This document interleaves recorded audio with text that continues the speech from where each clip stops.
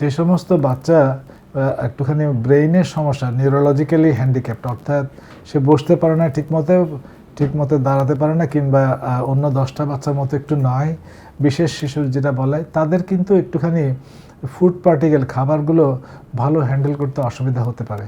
তো অনেক সময় খাবারগুলো খাদ্যনালে চলে যেতে পারে, জোর করে কেউ খেতে গেলে কিংবা খাওয়াতে গেলে এটাও হতে পারে।